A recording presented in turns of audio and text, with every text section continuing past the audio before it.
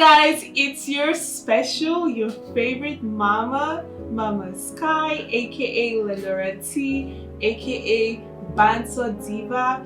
As you can see, I have my wine right here, and let's jump right into today's topic.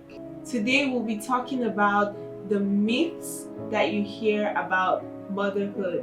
And so I'm going to talk about some of the things that people talk about that are true, but they're really not, okay?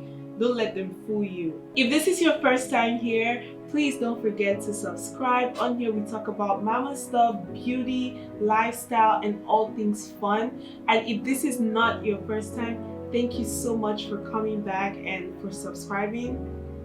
If you are subscribed, don't forget to like, share, and leave a comment down in the comment section, and I'll try my best to respond to everybody. The first myth, right? They say your body will bounce back after you have a baby. Let's talk about that.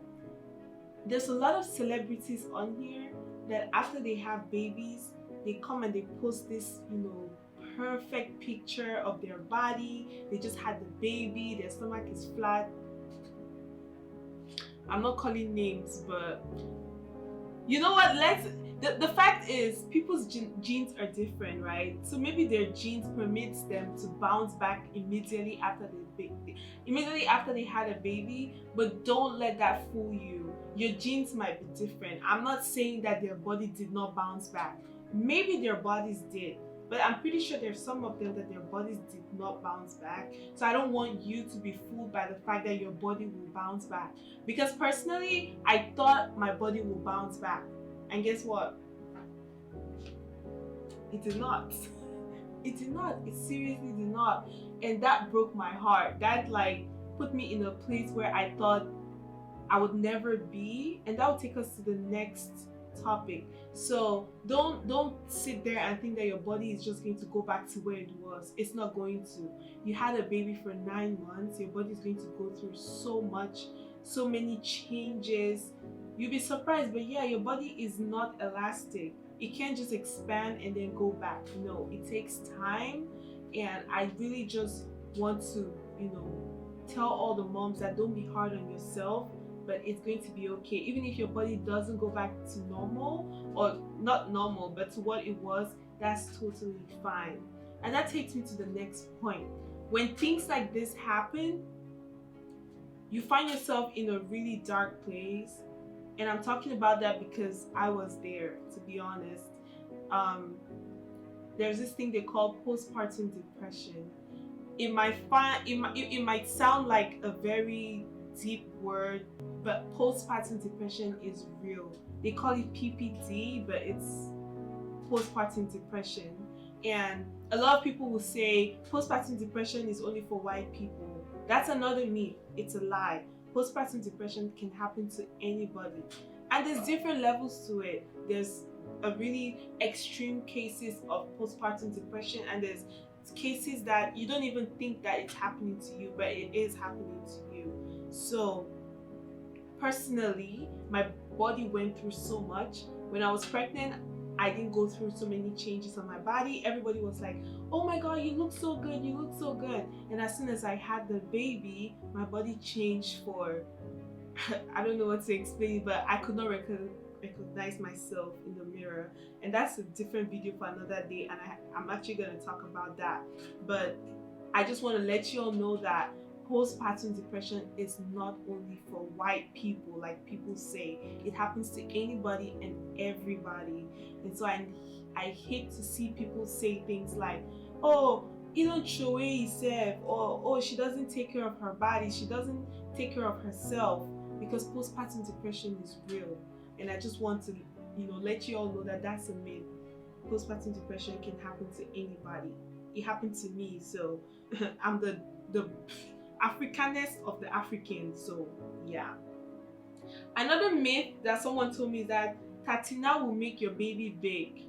So this was funny because I was on Instagram and I posted a picture of me eating bread and Tatina. If you don't know what Tatina is chocolate made in Cameroon, like bread spread made in Cameroon, or catalyst, like boarding school people will call it. And I was eating that on Instagram. Someone told me that, oh, don't eat that because it's gonna make your baby big. Her point was, chocolate and sweet things will make my baby big. That's a lie. My stomach was huge, right? True, but it did not make my baby big. My baby was actually 7 pounds and something, few ounces, but majority of my stomach was water weight. Like my stomach was huge, but it was just water weight. So yeah, that's a myth. Tatina will not make a baby big. That's a lie. I have. Will the tatina make me have water weight? Yeah, maybe we can argue that, but to say that it will make my baby big, no, it will not make my baby big, because people are scared to push a 10-pound baby. It's okay, you will not die, but tatina does not tatina, but other sweet things don't make a baby big. Another myth is breastfeeding is easy and you should be able to breastfeed your baby till they're 1 year old, sometimes 6 months old, which I did. It's not easy. It looks like you can just, pop out your boobie and just feed the baby, but it's not as easy as it looks. And I swear to you guys, it's not easy. There's so much more that goes into breastfeeding. If you guys want me to do a video about that, I can do it, but there's so much more that goes into breastfeeding. And although they say try to feed your baby up until 6 months, that's a really high expectation, because by the time I got to 3 months, I was done. But because I had in the back of my mind that, oh, try to feed the baby until 6 months. Honestly, you have to do what is best for you. Just do what is best for you. If you feel at 1 month you cannot do it, the baby doesn't want to be breastfed, or you are not able to keep up with it, you can stop. Like, you don't have to push yourself to the extreme, because that's where things go south. That's where depression sets in. That's where you start feeling some type of way about yourself, or mom guilt, or all those things. If you cannot do it, like they say, fed is best. Even if the baby's eating formula, or as so far as the baby is eating, that's okay. It doesn't have to be from your breast. If you can breastfeed, that's fine, but if you cannot, don't push yourself. Personally, I stopped breastfeeding at 1 month. When I was a baby, I don't mean with my baby, but when I was a baby, I started pap. If you know what pap is, I started eating pap at 1 month old, because I refused to take any other thing. My baby, she breastfed until she still breastfeeds, but I give her other things. I give her formula, I substitute with formula, I give her food that we eat in the house. But if I offer her breast milk, she'll still take it. So to put a limit and say 6 months, I feel like that's not fair on most moms, and personally I'll call that a myth. So yeah, breastfeeding is not easy. If someone tells you breastfeeding is easy, it's not easy. Do what you can do, and always remember that fed is best. It doesn't matter where the food is coming from for the baby. They say sleep when the baby is sleeping. Sleep when the baby is sleeping. As moms, that is not true. It's not even realistic. Sleep when the baby is sleeping. There's so much that needs to be done sometimes that you cannot even sleep. What do you mean sleep when the baby is sleeping? When the baby is sleeping, I need to fold laundry. I need to make up the bed, because I woke up from my bed to feed the baby. I didn't make up the bed. I picked her up and then I made her bottles. They're dirty bottles in the sink. And then while doing that, when I passed the living room was dirty. So what do you mean the baby falls asleep, I put the baby down, and then I go back into my unmade bed and sleep? No, I have to make up the bed. I have to go back to the sink. I have to wash those dishes. Oh, what's my husband going to eat this afternoon? I have to make something for him to cook. I have to cook something for him to eat. I have to find something for myself to eat, because if I don't eat, my breast will not produce enough breast milk for her. So what do you mean sleep when the baby is sleeping? It's not real. It's a myth. Okay? So I'm not trying to say you're not going to sleep at all, but for people to say you should sleep when the baby is sleeping, it's not true. It's not realistic. Sleep when you have help. That's the honest truth. If you don't have help, you probably might not have sleep at all. And that's simple. It's as simple as that. Except you don't care about, the other house chores, then yeah, go ahead and sleep. But as a mom, personally, I feel like there's so much more that I can accomplish while the baby is sleeping. And usually those naps are not even like for long, 30 minutes, 1 hour, and they're up. So why would I be sleeping during that time? So yeah. And last but not the least, connected to sleep, when they say I slept like a baby, I don't know who came up with that term, but no baby sleeps like a baby. It's a lie, okay? Unless the baby is sleep trained.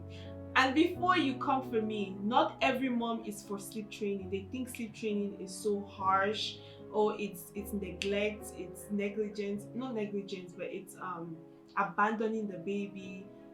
But sleep training saved my life. I was so positive about baby sleeping at night. I was like, oh no, she's gonna sleep during the night. Until I found myself waking up every 30 minutes. And then guess what? In the middle of the night at 3 a.m., I started sleep training my baby. Even though I had done my research every single day, I made that decision like that because I was done, I was tired. But sleep training has saved my life. I'm able to sit here and do videos because I know that she's sleeping from this time to this time, and during this time I can do schoolwork, I can spend time with my husband, I can maybe cook a meal, I can work out, I can record a video for you guys to give you tips and tricks on how I'm surviving, because hey, I'm alive. But sleep training is key. If you don't feel like sleep training, you can find alternatives, you can find easier ways to go about it, but please find a way to sleep train your baby, because it's gonna help you a whole lot. It's gonna help you, it's gonna help your marriage, it's gonna help your husband, it's gonna help you. My husband was against it until I did it, and then he's like, wow, I'm able to do my, because he went back to school as well, I'm able to do my schoolwork, I'm able to catch up on so many things. So do your research and do whatever you gotta do, but babies don't sleep like babies. Don't be fooled. The first few months, they need to be fed every hour or every 2 hours. I don't remember, but when they hit 5 months, then you can sleep train them. I sleep trained Skylar at 5 months, and since then my life has been a breeze. So yeah, babies don't sleep like babies. Let me catch my breath, because when it comes to motherhood, I can talk and talk and talk and talk non-stop. But let's stop right here, okay? There's more videos coming. I promise you guys, I'm going to be consistent this time around. This is a promise. So thank you so much for watching today's video. Make sure you subscribe, make sure you like, make sure you share. It's been your favorite girl, Lenora T, and I'll see you guys on the next one.